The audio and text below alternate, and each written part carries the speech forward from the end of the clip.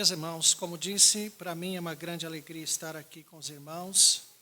Saúdo também a igreja pelos seus 38 anos. Que Deus continue a abençoar, a usar para a honra e glória do Senhor este povo, que é povo do Senhor, família de Deus, para a honra e glória do Senhor. E não há nada mais maravilhoso para nós, privilégio maior do que servir a Jesus. Como disse João Batista, não somos dignos nem de desatar-lhe as sandálias, as correias das sandálias. Não somos dignos de ser servos do Senhor. Ser escravo de Cristo é a maior dignidade que nós temos. Meus irmãos, para nossa edificação, abramos as nossas Bíblias no Evangelho de João, no capítulo 10, leiamos o verso de número 11. João 10, 11.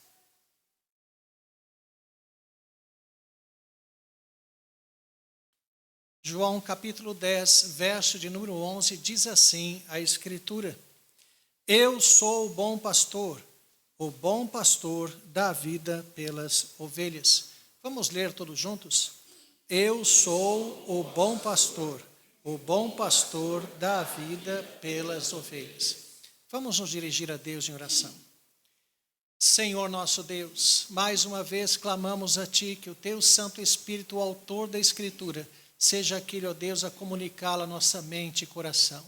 Exorta-nos, ó Deus, corrige-nos, anima-nos, fortalece-nos, alimenta-nos, alegra-nos, ó Deus, com a Tua palavra nesse momento. Tudo isso, ó Deus, para a Tua honra e para a Tua glória. O Senhor que habita o coração de cada um, conhece a necessidade de cada coração. Assim, ó Deus, suplicamos que a Tua palavra caia, ó Deus, em terreno próprio, terreno preparado pelo próprio Espírito, para que assim, ó Deus, frutifique para a Tua honra e para a Tua glória. Nós oramos no santo nome de nosso Senhor Jesus Cristo. Amém. Meus irmãos, nós falávamos há pouco como um crente pode, até mesmo um crente pode desenvolver um Cristo para si. Muitos não crentes que afirmam crer em Cristo, creem no Cristo modelado pelo seu próprio coração. Então é sempre muito importante nós voltarmos à Escritura para perceber quem é o Cristo da Bíblia, se nós continuamos crendo no Cristo das Escrituras. Porque, meus irmãos, lembrem-se sempre disso, os judeus da época de Cristo eram o povo de Deus, estavam em apostasia, estavam desviados, a revelação estava nas mãos deles, eles se diziam povo de Deus, mas já não eram. Cuidado com a apostasia, cuidado com a secularização. Ninguém apostata do dia para a noite. As coisas vão acontecendo na medida em que nós vamos nos permitindo coisas que nós não nos permitíamos, permitindo coisas que não reconhecíamos ser bíblicas, mas que passam a ser explicadas por modernidades, questões de costumes. A palavra não muda. Admiro muito, um dos escritores que eu mais leio é Martyn Lloyd-Jones, e ele falava da sua vida devocional da seguinte forma: ele sempre lia um livro de um autor atual, um bom livro de um escritor atual, teólogo, devocional, o que fosse, mas também lia um bom livro do passado, teológico, firme, porque tem que haver uma linha, não pode mudar. A palavra é a mesma, o comportamento é o mesmo, a igreja é a mesma, não pode mudar. Então, muitas vezes se perde o referencial do passado atrás de modernidades. Frases ou expressões como ressignificação, releitura, modernização das Escrituras estão cada vez mais correntes na nossa sociedade. A Bíblia não muda. A interpretação da verdade é a mesma, tem que ser a mesma, não pode mudar. Então, por isso, nós temos que também checar se o nosso conhecimento de Deus continua o mesmo. Não deveria ser o mesmo em profundidade, deveríamos ser mais profundos, mas se continua a ser o mesmo no sentido da mesma verdade. Ninguém conseguirá uma revelação diferente das Escrituras. Ninguém conhecerá ou descobrirá uma verdade oculta que ainda não foi conhecida em 2000 anos de cristianismo. A nossa Responsabilidade é cavocar cada vez mais as mesmas verdades, mas nunca ir atrás de novidades. Tenha muito cuidado com isso. Quem é o Cristo que você serve? É muito fácil, meus irmãos, um crente, mesmo um crente, forçado por algumas situações, acabar por aceitar coisas que não admitia. Certa vez, uma senhora tinha seu filho desenganado pelos médicos em uma UTI. Ela permitiu que entrasse lá uma pessoa de uma outra denominação e lambuzasse o filho dela com óleo e decretasse a sua cura. O filho morreu 10 dias depois. Isso serviu apenas para trazer uma crise ainda maior em seu coração, porque ela acreditou então que Deus curaria o seu filho, mas na verdade acreditou em uma mentira.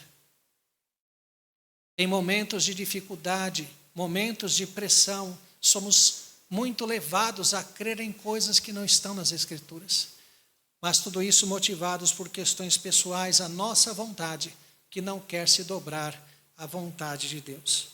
Então, quem é o Cristo que nós cremos? Jesus, ele se autodefine nesse verso.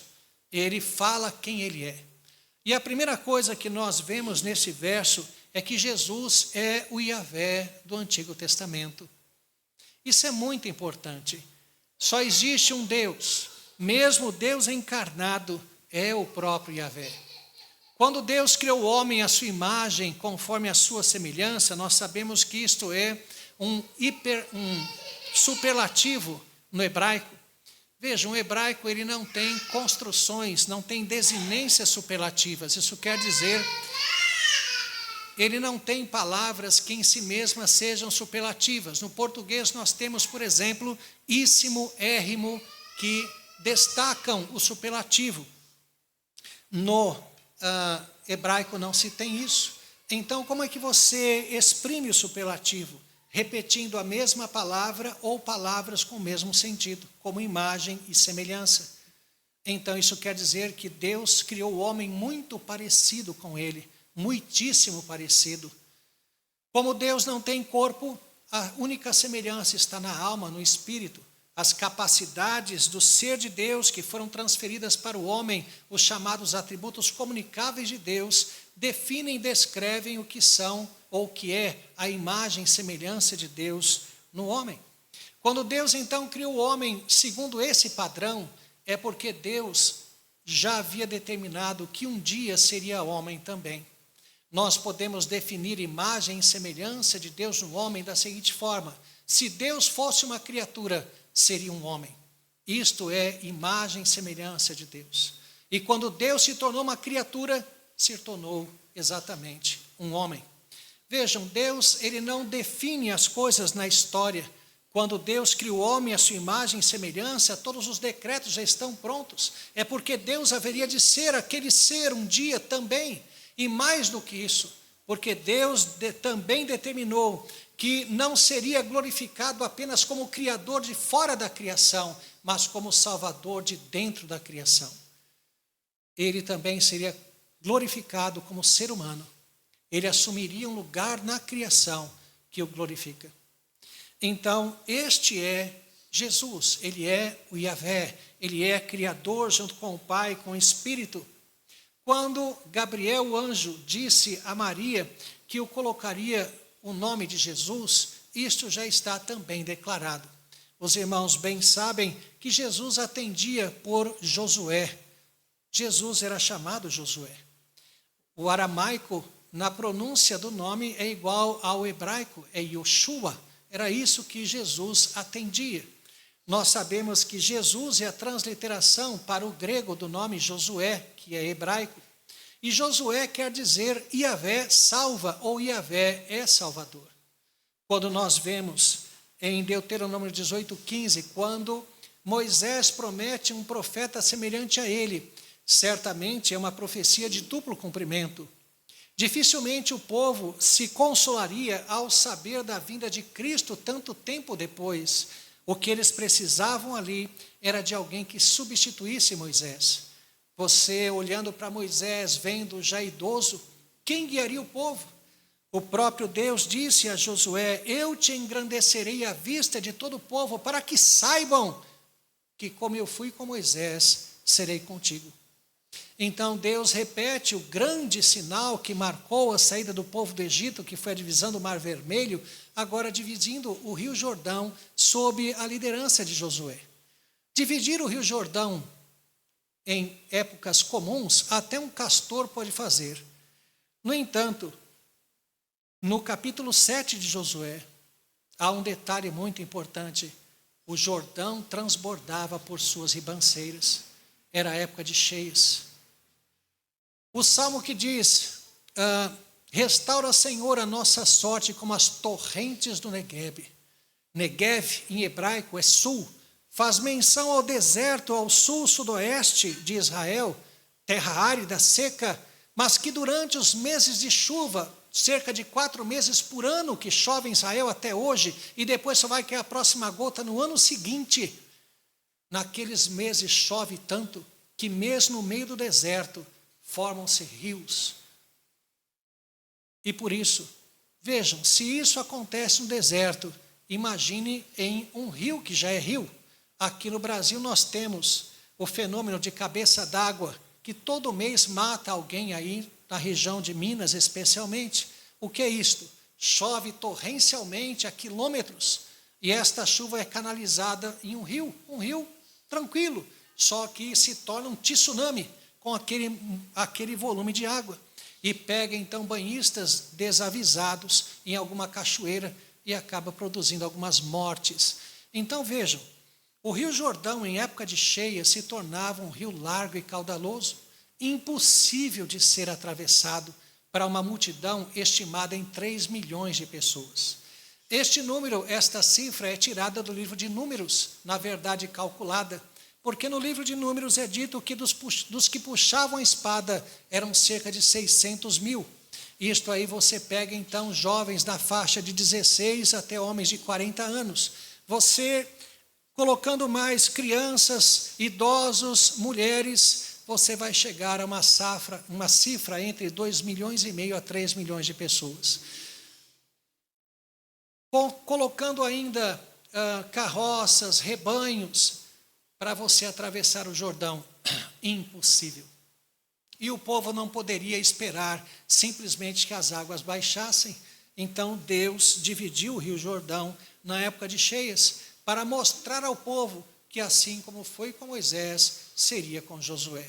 Vejam que o próprio Deus se preocupou com isso, porque o líder precisa ter um respaldo espiritual, uma autoridade espiritual, para que a igreja o reconheça. E Deus se ocupa em dar exatamente isto, em mostrar ao povo que ele é com o seu líder, que ele o abençoa. E foi o que Deus fez com Josué. Então vejam, a expectativa do povo era essa: quem vai suceder Moisés? E Moisés então promete que haveria um profeta semelhante a ele, que é Josué, que o sucede. Só que essa é uma profecia de duplo cumprimento. Desculpem.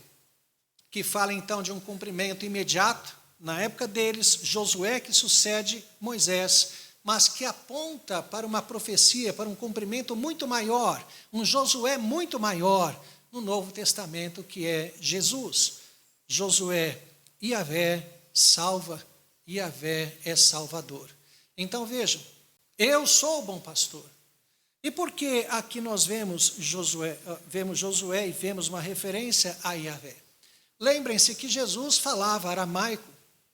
Discute-se se alguma vez Jesus falou grego, o grego koiné, o grego no Novo Testamento, que certamente era conhecido por ele.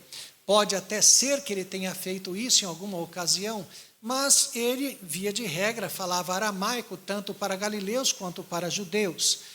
E por isso, o que nós vemos aqui, eu sou, é um dos chamados ditos eu sou do Evangelho de João. Nós temos reconhecido 7 ditos, eu sou. Qual é a importância disto? É que quando Jesus revelou o seu nome a Moisés, disse, eu sou. Esse é o nome de Deus. Na língua grega, você não precisa usar o pronome pessoal. É mais ou menos como no português. Se eu digo assim, entramos na igreja, eu já sei quem é. Nós. O pronome está incluso na própria conjugação. Nós entramos.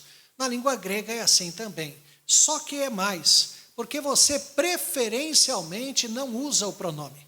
Quando você usa, é por questão de ênfase ou para destacar qualquer outra coisa. E no caso, quando então se usa ego, eimi, poderia ser apenas o eimi, já seria eu sou, mas quando você usa o pronome ego, que é o eu, você constrói exatamente o nome de Deus que era conhecido na Septuaginta, a tradução do hebraico para o grego. Então, os ouvintes de língua grega, lembram-se que a igreja no Novo Testamento é de fala grega, quando ela ouve ego eimi, ela se lembra diretamente do nome de Deus revelado a Moisés. E qual é o ponto? O ponto é que Jesus provavelmente não disse ego eimi, porque ele não falou grego, ele falou aramaico. Mas João, inspirado por Deus, ele é capaz de reconhecer a divindade de Cristo na sua declaração e constrói então no grego a expressão ego eimi, que é equivalente ao que foi dito em aramaico, mas então indicando o nome de Deus na Septuaginta em grego. Então, por isso, veja, é uma referência ao Deus do Antigo Testamento. É uma referência a Jesus atribuindo a si mesmo, aplicando a si mesmo o nome de Deus. Eu sou o que sou, como disse a Moisés o Yahvé. Isso, meus irmãos, vejam, o Yahvé do Antigo Testamento, ele tem uma peculiaridade porque é o Deus que se revela. Quando é que você diz o seu nome? Em que contexto você diz o seu nome? Quando é que você diz, eu me chamo fulano de tal? Isso se chama uma apresentação. Quando você se apresenta, você está se abrindo para um relacionamento. Você já percebeu como você se sente incomodado quando alguém sabe o seu nome e você não conhece o nome da pessoa? Parece um pouco invasivo. Ele sabe que você se interessa. De onde me conhece? Como é que ele sabe o meu nome? Você se sente um tanto incomodado, porque ele está em vantagem. Ele sabe quem você é, você não sabe quem ele é. Então, quando você diz o seu nome, você está se abrindo para um relacionamento. E quando Deus disse o seu nome a Moisés, foi exatamente isso que ele fez. Eu sou o que sou. Diga ao povo que o eu sou te enviou. O povo deve saber quem eu sou. Eu sou. O nome Yahvé, nós sabemos, ele tem como as principais letras o verbo hayá, que é o verbo ser no hebraico. Nós não sabemos a vocalização correta, ou seja, as vogais que foram colocadas com as consoantes, porque na língua hebraica originalmente não tem vogal. Se você pegar hoje um jornal de Israel, só tem as consoantes, não tem vogais.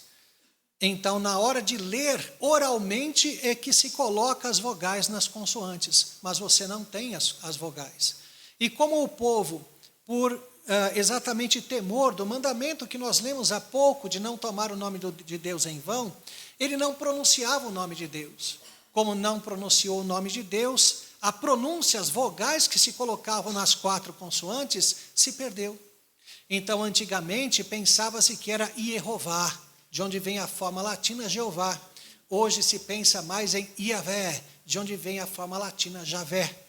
Então, o núcleo deste nome, destas consoantes, você encontra as consoantes que compõem o verbo ser, no hebraico o verbo hayar. Então, se acredita que Yahvé é uma espécie de contração da expressão eu sou. Jesus é o Yahvé do Antigo Testamento, o Yahvé que salva. Então vejam, meus irmãos, que Jesus, ele é Salvador. Ele veio para estabelecer a salvação e fazer aquilo que nós não poderíamos fazer. Ele é o profeta semelhante a Moisés, este Josué do Novo Testamento. Quando Jesus sobe ao Sermão da Montanha, ele é como Moisés subindo ao Monte Horebe. Ele vai proclamar a lei do Senhor, ele vai proclamar os seus ensinamentos. É o profeta semelhante a Moisés, imitando Moisés nesta ação de subir para proclamar os ensinamentos do Senhor. E é muito interessante ele dizer que ele não veio revogar a lei e os profetas, ele não veio revogar, ele veio cumprir. Quando ele fala revogar, Na língua grega, este é o verbo apolio, que compõe, por exemplo, o nome de Apolo ou o Apolion, que é o destruidor. Porque o verbo apolio, na língua grega, ele tem como significado básico destruir. E quando você pensa nesta cena, eu não vim destruir a lei, você se lembra de quem?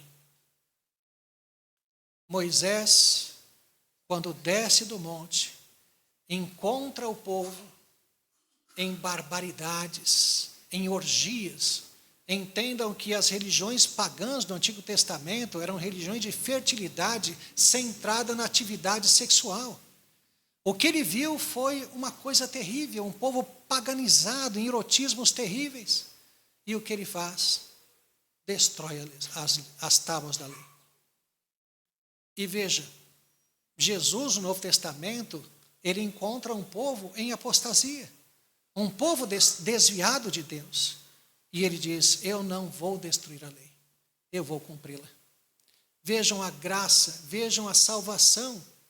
A salvação, meus irmãos, não se processa apenas, se podemos dizer apenas, na cruz, na morte de Cristo. Ela se processa também em sua vida. Se Jesus apenas tivesse morrido por nós, ainda iríamos para o inferno, porque a dívida estaria paga, mas nós não temos justiça.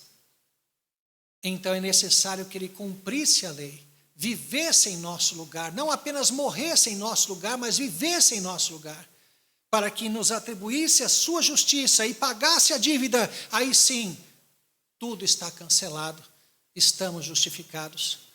A salvação se vem pela vida de Cristo e pela sua morte, não apenas em sua morte. E ele é, portanto, este eu sou, planejado desde antes da fundação do mundo para ser Deus encarnado.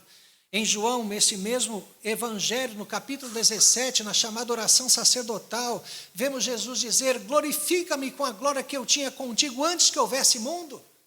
Ora, é Jesus dizendo isto.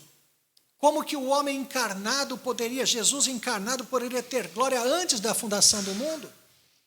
Esta glória a que se refere é exatamente o que havia sido planejado para esta nova humanidade que Jesus é o protótipo, o modelo na ressurreição. Então ele roga ao Pai que aquele propósito eterno de redenção, de glorificação de uma humanidade redimida, que este propósito se cumpra ali na cruz. Então Jesus é o Yahvé do Antigo Testamento que salva. Vejam se a fé que os irmãos têm corresponde a esta verdade. Jesus é o Deus encarnado que salva. Que mais? Eu sou o bom pastor. Jesus é o pastor do Salmo 23. Jesus é o pastor que nos supre em todas as coisas. Então vejam, quando Jesus diz eu sou o bom pastor, entendendo como nós já vimos que o eu sou remete-se diretamente ao nome de Yahvé, nós então temos aí uma cena ou uma nomenclatura, um vocabulário muito próximo do Salmo 23. Eu sou o bom pastor. Eu sou o pastor, o pastor do Salmo 23. Nada faltará. E naquele capítulo, então, no Salmo 23, nós temos a descrição. Ele nos leva a pastos verdejantes, ele nos leva a águas de descanso. Então, o Senhor é meu pastor, nada me faltará. Por quê? Porque Deus, de fato, supre a nossa vida. Mas vejam, meus irmãos, como isso é precioso, como isso é importante. Este suprimento que vem de Deus, de fato, preenche o nosso coração. Talvez pudéssemos até dizer que o sentido do Salmo 23, no verso 1, é o Senhor é meu pastor, e Yahvé é meu pastor, de nada sentirei eu falta. Ele me supre. Mas isso quer dizer que nós não temos perdas algumas? É isso? Que não temos nenhuma coisa que nos faça falta? Será que a perda de um filho, de uma esposa não faz falta?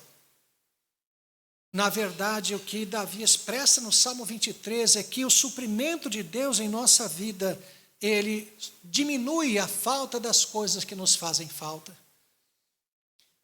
Uma lição muito preciosa, meus irmãos, nós encontramos na vida de Jó, aliás, algumas, mas uma delas é o seguinte: Jó foi elogiado por Deus. Já imaginaram ser elogiado por Deus? Deus dizer sobre você: homem íntegro, reto, temente a Deus, se desvia do mal, e não tem ninguém como ele. Imaginem isso. Mas ao final de sua experiência, Jó diz: eu te conhecia só de ouvir, mas agora os meus olhos te veem. Vejam que Jó se refere ao estado inicial, o estado em que Deus o elogiou, dizendo que isso era apenas conhecê-lo de vista, aliás, conhecê-lo teoricamente, mas agora sim que ele o via como se pudesse dizer que poderia tocá-lo. O que aconteceu com Jó? Às vezes nós olhamos para Jó, para a vida de Jó, e percebemos talvez um Deus que não se importa com Jó ao entregá-lo nas mãos do diabo e deixar acontecer tudo aquilo com ele. Mas faltava algo a Jó, algo que ele precisava aprender ainda, e ele aprendeu. E é isso que vemos no final do seu livro, quando ele ainda estava enfermo, quando a esposa o havia deixado, quando os filhos haviam morrido, quando era pobre, quando os que eram chamados seus amigos apenas o acusavam, ainda sofrendo tudo isso, ele disse: antes eu te conhecia só de ouvir, mas agora os meus olhos te veem. Então vejam, o que faltava a Jó? Meus irmãos, nós depositamos a nossa alegria em coisas desta terra, em pessoas, e Deus tirou tudo de Jó, para que ele soubesse que ele já tinha tudo. Deus tirou tudo de Jó, para que ele pudesse aprender que ele já tinha tudo. Ele tinha Deus, ele tinha Cristo. E é isso que falta. Quando coisas importantes são tiradas de sua vida, é muito importante você se saciar em Deus. Você perceber que Deus é mais do que suficiente para preencher o seu coração. E é isso o que nós aprendemos ali. O suprimento de Deus no Salmo 23, eu sou o bom pastor, ele nos guia a tudo aquilo que nos fortalece, nos alimenta, ele cuida de nós. E quando as coisas nos faltam nesta terra, nós devemos aprender a viver pela alma, pelo espírito e não pela carne. Meus irmãos, quando os problemas nos abatem demais, é porque estamos supervalorizando esta vida, é porque estamos olhando muito mais para aqui do que para a glória. Não estamos buscando as coisas do alto, onde Cristo vive, assentado à destra de Deus, não estamos pensando nas coisas do alto, mas sim nas da terra. Se o nosso coração estiver com Deus nos céus, em Cristo, as coisas desta terra não nos abalarão tanto. É um modelo de vida, de viver para Deus e não para nós. Eu sou o bom pastor. É o Yahvé que é o pastor que nos supre. E uma terceira e última verdade é que Jesus é aquele que ama sacrificialmente. O bom pastor dá vida pelas ovelhas. Meus irmãos, aprendam isso. Não existe amor sem sacrifício. Não existe. Qualquer ato que você faça para alguém que o beneficie sem sacrifício, isso é bondade. Amor é sacrificial sempre. Porque Deus amou o mundo de tal maneira que deu seu Filho. Esse é o amor de Deus. Nós não entendemos os decretos eternos de Deus, mas nós podemos pensar algumas verdades preciosas sobre isso. Por que que Deus permitiu a queda? Soberanamente, Adão fez o que fez. A ideia da liberdade do homem e da soberania de Deus, ou da responsabilidade humana, seria a expressão melhor, e a soberania de Deus, se entende da seguinte forma: nós já vimos que Deus é o que Ele é, eu sou o que sou. Nós podemos dizer que, com imagem e semelhança de Deus, nós também somos o que somos. Sabe o que isso significa? Você já parou para pensar que um ser humano, ele, aos nossos olhos, ele se reveste de grande complexidade. Você tem o mesmo comportamento quando está com sono, tranquilo, nervoso, com fome, feliz, é a mesma coisa? De jeito nenhum. Mas imagine alguém que sabe exatamente o que você vai fazer, não importa a situação que você esteja. E ele coloca você em um ambiente que ele fabrica, porque Deus é a realidade, né? Paulo, citando Epimênides, em Atos capítulo 17, diz: porque nele, em Deus, nós vivemos, existimos e nos movemos. Nós não temos existência própria, Deus empresta a sua existência para que nós existamos nele, tudo está nele. Então ele fabrica todos os contextos, toda a realidade. E o que você vai fazer em determinada situação? O que você vai fazer? Você sendo você, você não fará nada diferente do que você. Simples assim. Judas faria alguma coisa diferente diante da situação de vender Jesus? Nunca. É Judas sendo Judas. Então, ele escolheu, ele quis, foi sua vontade. Sabemos que a vontade está escravizada pelo pecado, mas de qualquer forma, foi o que ele quis. Ninguém o forçou a fazer aquilo. Assim como ninguém nos força a pecar.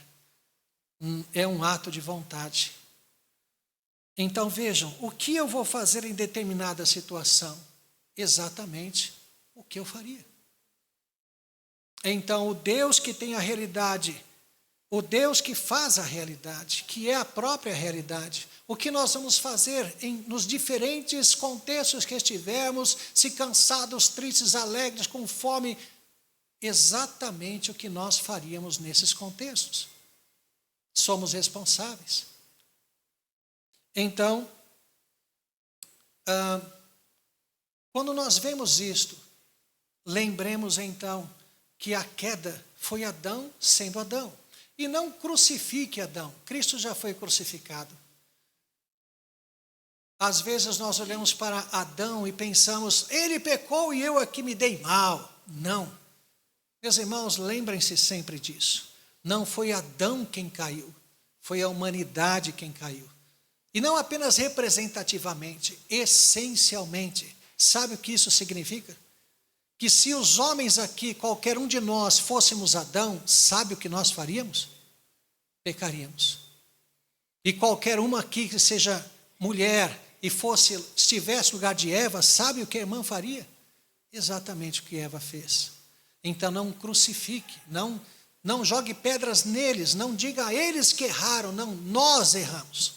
A humanidade foi reprovada, não apenas uma questão representativa, mas essencialmente. Qualquer um de nós faríamos a mesma coisa. Mas então, quando Deus permite tudo isto, para quê? Meus irmãos, haveria um conteúdo enorme de Deus que nós não conheceríamos se não houvesse a queda. Deus oportuniza o seu amor quando permite que o homem caia. O poder da salvação é um poder maior do que a criação. Adão perfeito conhecia o poder da criação, o poder de Deus para criar, mas não o poder para salvar. A salvação vai além. A salvação é um ato que vai além da criação, porque ela, além de criar, porque nós até falamos na escola dominical, há uma recriação, Deus está recriando todas as coisas na salvação em Cristo, há também o perdão. Contigo está o perdão para que te temam. O poder do perdão é algo que vai além da criação. E Deus oportuniza o seu amor sacrificial, todo o amor é sacrificial, exatamente permitindo a queda, para que ele mostre algo que jamais estaria visível ao homem, se não fosse o pecado. Então vejam, não estamos dizendo que bom que o homem caiu, não é isso. Estamos apenas mostrando o chamado princípio de José do Egito, de Deus transformar o mal em bem. É isso que ele faz. Deus transforma o mal em bem. Todas as coisas cooperam para o bem daqueles que amam a Deus. Então, meus irmãos, Jesus ama sacrificialmente, ele deu a sua vida. É interessante, por exemplo, que a Bíblia diz que Jacó amava Raquel e não Lia. Alguns dizem que por isso Jacó seria analfabeto, porque amava e não lia. Mas certamente não é essa a questão. Aí está a prova do que a Bíblia diz. Jacó trabalhou 14 anos por aquela mulher. Isso é amor, sacrifício, dedicação. Então, é isto. Nós devemos nos perguntar se imitamos a Cristo também nisto, né? No amor, que é sacrifício, que é dedicação, que é expor-se para ajudar alguém. Isso, meus irmãos, é amor. Geralmente os crentes vão no máximo até a bondade. Dão carona à pessoa até a esquina. Por que não leva até a porta de casa? O esforço nem é ser do carro. Vejam, sempre me lembro de uma situação, quando eu tinha 19 anos, isso faz mais de 3 anos. Eu tive uma lesão no menisco da perna esquerda. Craque de futebol, essas coisas, né? E fiquei engessado 19 dias, desde a virilha até o calcanhar. E meus pais não tinham carro. Aí eu liguei para um irmão da igreja. Ele teria que desviar um pouco o seu percurso, mas não era nada assim grande, para me pegar em casa. Eu falei, estava engessado, etc. Aí ele disse, não, tá bom, eu te pego, vai até não sei aonde, que era 4 quadras de casa, que eu te pego lá. Eu falei, mas eu acho que ele não entendeu, não é possível. Então veja, às vezes nós limitamos a nossa ajuda aos limites do nosso conforto. Não estamos dispostos a gastar um centavo, não estamos dispostos a investir tempo, não estamos dispostos a nenhum esforço para ajudar as pessoas. Isso não é amar, de forma alguma. Então, Jesus é o pastor que se sacrificou. O amor de Jesus é sacrificial. Aliás, não existe amor que não seja sacrificial. Esse é o Jesus que você conhece. É por isso que você ama a Cristo, porque Ele se sacrificou por você. Ou você tem simplesmente expectativas de que o poder de Cristo resolva alguns problemas seus nesta terra. Veja, meus irmãos, isso é muito sério. Se nós não reconhecermos o amor de Cristo na cruz, ainda que Deus ressuscite um filho nosso que morreu, nós não conheceremos o seu amor. Não é por estas coisas. Nós temos que ver a extensão do sacrifício de Cristo. É isto o que é o amor de Deus por nós. Então, quem é Jesus? Ele é o Yahvé encarnado que salva. Quem é Jesus? Ele é o pastor do Salmo 23 que nos supre. Quem é Jesus? É o que amou, sacrificou, se sacrificou por nós. É isto. O seu Jesus tem que ser este. Qualquer coisa diferente disso, você inventou um Cristo simplesmente por questões pessoais. Pense nestas coisas, se entregue à fé, ame a Jesus com todas as suas forças. Que Deus nos abençoe grande e ricamente. Amém. Vamos fazer uma oração?